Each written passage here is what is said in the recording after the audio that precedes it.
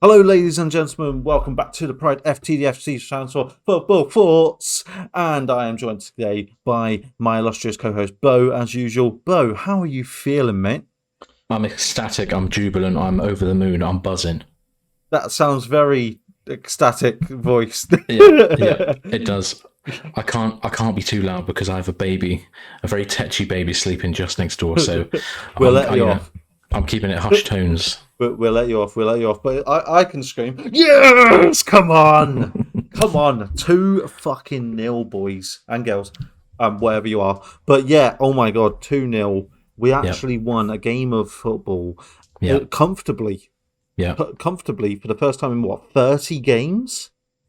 And Like, probably longer. Probably ridiculous. longer at this point. I'm not counting Luton Town the other week. I'm not counting it because they're fucking dog shit. So I'm not counting that. But yeah, we have led by 2 goals in the first half for the first time in 30 games in 2023, I believe. So lovely jubbly. Let's start off. How was your overall perception of our playing form and our style today?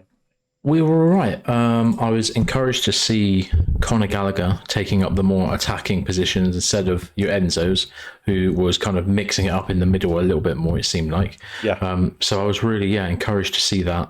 Conor Gallagher, by the way, what a game.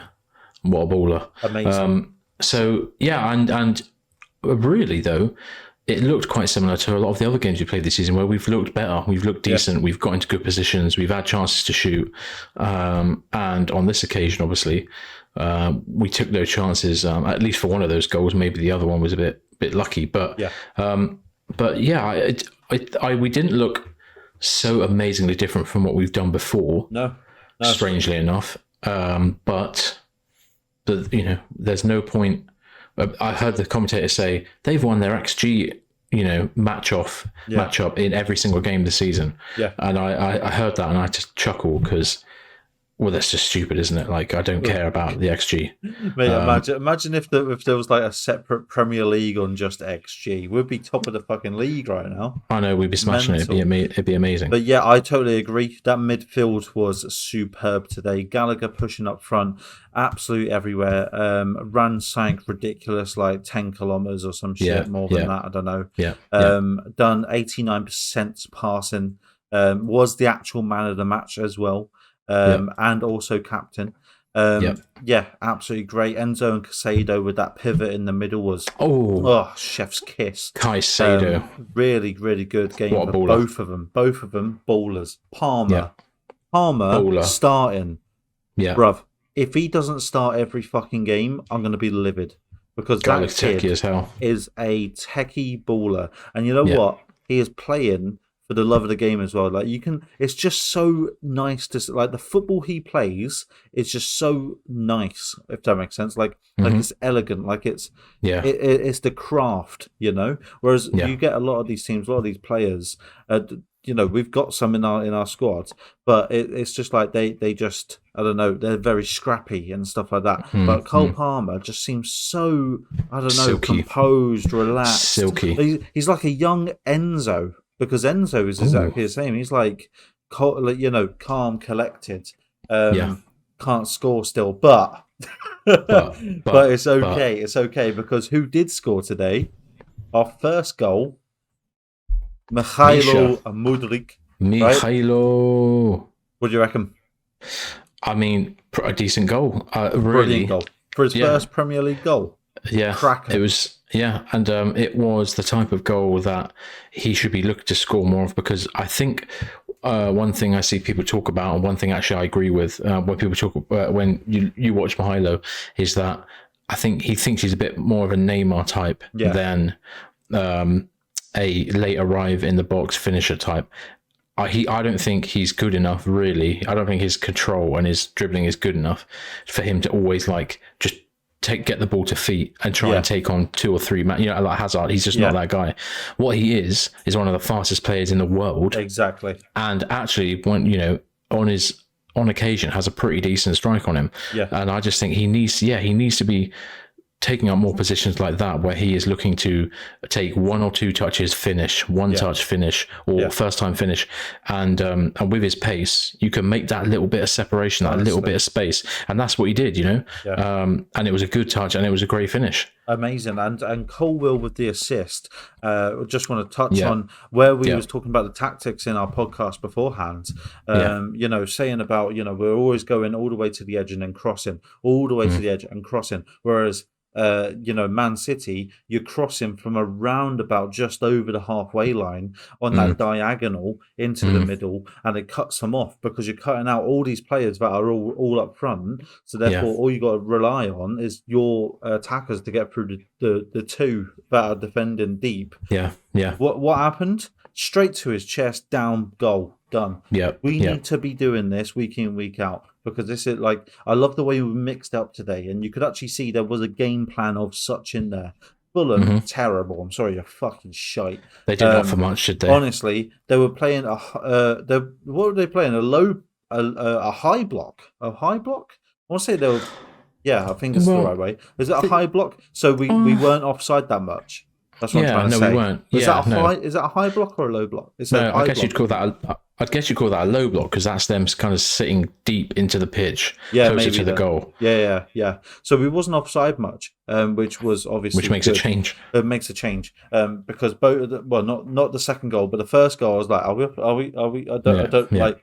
But I celebrated anyway. But yeah, the second goal, I thought I was going to have an heart attack. Literally, I've just done celebrating, and then he's gone in again. I've gone again, that's it. Brozier making up for his silly mistake within the first few minutes, because that was ridiculous. How bloody hell, my nan could have scored that. So, it's fucking ridiculous how he didn't score that. But you know what? We'll let him off because he got one back. Really a good little interception. Was it from Palmer? I believe it was. Yeah, I believe it was from Palmer. It's really a deal. Bad. Was really lazy, like the way he's trying to pass out, and then Palmer literally just stuck his leg out and touched it, and played a decent ball through to Brozier, who kind of got into a bit of a tumble with Tim Ream, and Ream tried to just boot the ball, and it just whacked into Brozier's foot and straight underneath the goalkeeper and went in. So we love that. Not exactly like classic striker ball, but no. But you know what it kind of is. Exactly. On the scrappy. other hand, it kind of is exactly. Yeah, we love that. So 2 goals, and I thought, oh wow, I'm actually watching Chelsea first half with a cushion. Yeah, exactly. Normally we're 1 down by that point, let alone 2 up. So it felt almost a bit surreal, a bit weird to be like, well, what do we do now? I was thinking, I was like, do we, am I, can I be happy? Yeah, exactly. I know. Can I enjoy this now? And really, from that point as well, the game kind of I felt really did kind of slow down a bit, maybe.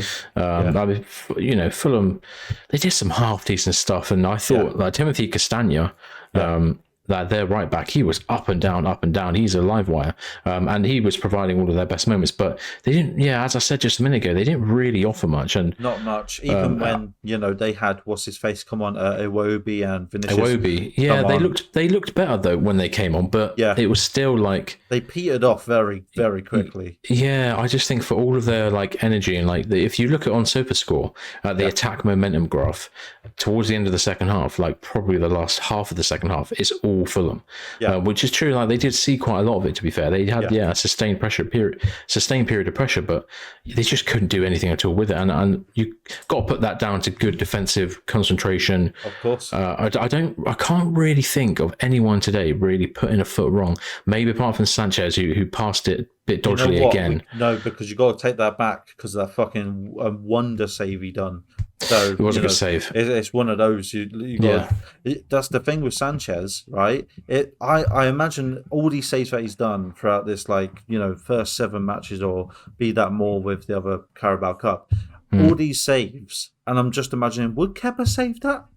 Would Kepa save that? And 60% of them, no. No, true. Mostly, definitely. Maybe Kepa would have saved this one today because it's kind of in his range. But even still, he's a kind of wanker who wouldn't even move for it, and it would go past him, and all of his defenders on Twitter would be like, "Oh, there's nothing he could do. It was a great effort." Shit, absolutely brilliant game from Sanchez again. Clean Yeah, sheet. You love that. clean sheet. Yeah, not bad. Plucking the ball out of the air, Yeah. making good saves. What more can you ask for, really? Exactly. So I think obviously positioning right, Cucurella on that right side looks a bit more better than his left side for some strange reason. I Yeah, thought he done quite well again. he Like, was all right. Yeah, he was all right. and I I mean, hated that he did do well.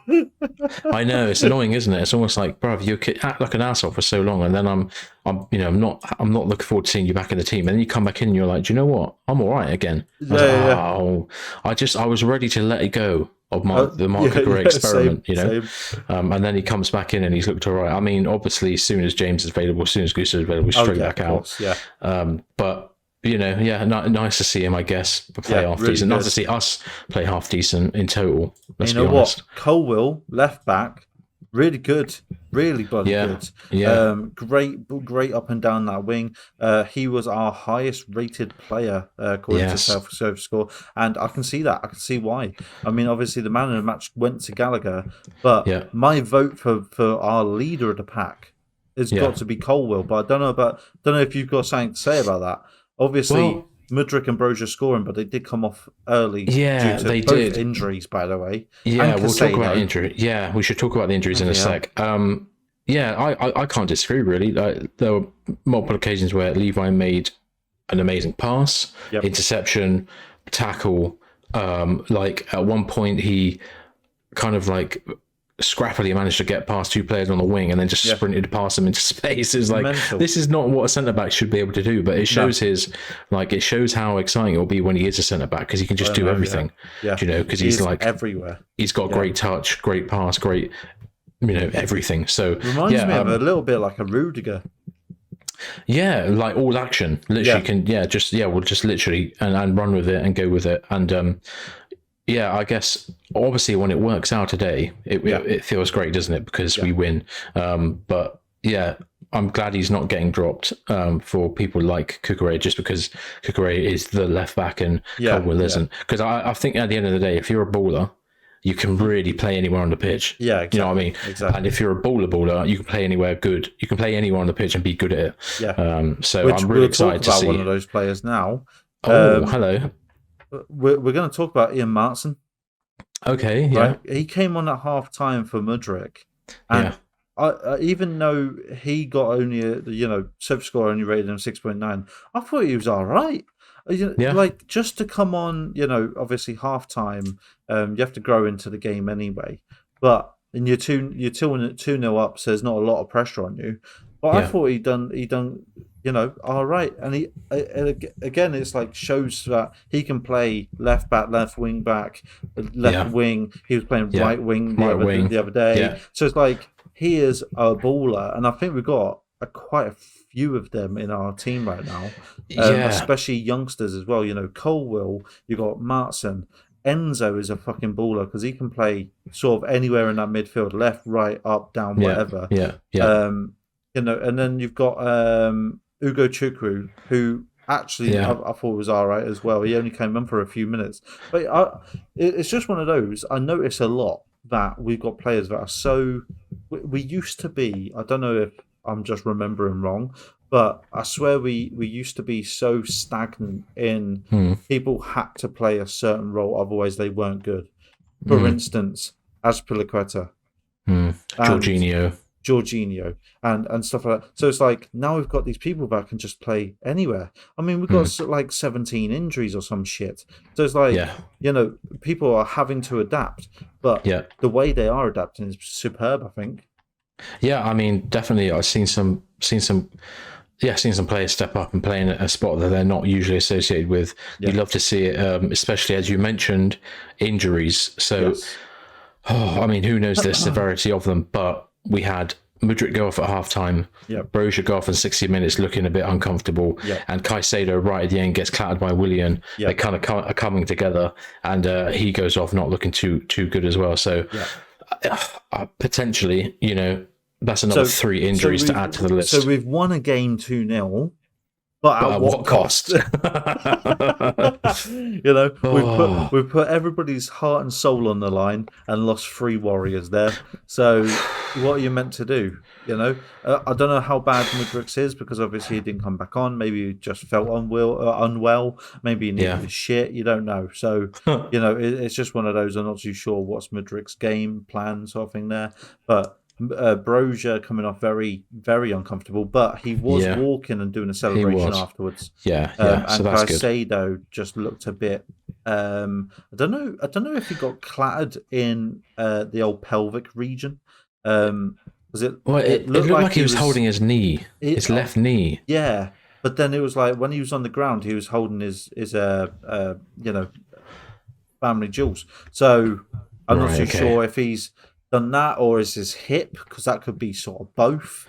I don't know. But he did not look good coming off. Let's hope that it's just a little knock. Just another thing to worry about, because it's just ridiculous. You know, we've got every single person of these, and then we've got people getting suspended for stupid shit. I know. You know, Jackson, I'm looking at you. Yeah. Yeah. Well, I saw him briefly on the bench, and I gave him a scowl. I was like, "Look, fella, you could have been playing in this game." Exactly. But you forced us to play Brozier for 60 minutes. I'm just looking on PremierInjuries.com. Yeah. Wesley Fofana and Nkunku, Lavia, Gusto obviously suspended. Chalobah injured. James injured. Chukwuemeka injured. Bettinelli doesn't really matter. Badiashile. Now add to that Chilwell. Now potentially add to that Caicedo, MUDRYK. Sterling was like a late. You know, it wasn't 100% that he would play. Apparently due to a virus. And Caicedo as well. I mean, flipping hell. That's an extensive list. That's an extensive list and a strong squad that is just week after week not available. And you know, you can see it's mental because there are a lot. You know, there are some players on the bench here. Alex Matos, Alfie Gilchrist, Josh Brooking, Dave Washington. He did, and actually, kudos to Alex Matos because we signed him from Norwich not long ago. Very highly rated. He's been balling out for the under-21s, and although he came on with like 1 minute to spare. Congratulations to him, really, for coming on and getting your first Chelsea start, making Premier League debut, and you're replacing a World Cup winner. Exactly. So you know, could be worse, couldn't it? Could be a worse life to live. Could be worse. Could be injured. And really, it also shows how exciting he must have been in the youth games because you don't even get in the squad and you don't even get that trusted few minutes. Without showing what you're doing, you know, like really showing up. So good, well done to him, and hopefully we'll see him many more times. We'll see him a little bit more probably in the future when we have more injuries. So hopefully everybody's okay. Mykhailo MUDRYK, I really wish he is okay because now he's starting. Look at that, he started 3 times in a row or something and he's scoring. What have we said all along? Like, just start the bloke. But you know, the raw talent is there, just needs to be harnessed. And as you said, know what his strengths are. Don't think you're going to run through 4 players. Exactly. Get the couple of touches. Go behind them. You're fast enough to go behind them and be on side. Exactly. That's what you're built for. Exactly. But overall, good bloody game. Enjoyable to watch. I don't feel depressed. You know, I know. I can't. I don't know what. It's weird, isn't it? I just feel weird. I don't know how to feel about it. I felt weird all night just watching. I was like, am I watching the right game? I don't know. Yeah, I know. So but there we go. We'll who we got next? Is it Burnley? I think we got Burnley. Yeah, we've got Burnley away. They stink. Away. Have we got anyone midweek? I don't think we do. Do we? No, because it's the Euro. It's Champions League. Sad we're not involved, but there we go. So we've got Burnley at 3:00 on Saturday away. So you know, get your streams prepared for that, because you know the blackout's still a thing. But anyway, we look forward to that. Hopefully, we can actually do something. And can I just mention, Man United are 10th. We are 11th. Let's fucking go. So for everybody that's saying, "Oh, you're fucking shit," Man United's shit as well. So go fuck yourselves. Yeah. So that's that. I think. Anything else to add? No, not really. Let's just continue on. Good momentum. We need to gather wins because we've got a really hard run coming up. So let's get a win against Burnley. But we can talk about that later. Yeah. We'll talk about it on the podcast this week. It'll be out on Friday. We'll go through this game a little bit more, and we will also, look forward to the matches that we've got coming up. So that has been the Pride FT with a little match reaction. Please like, subscribe, and all that good stuff. And as always, up the Chelsea.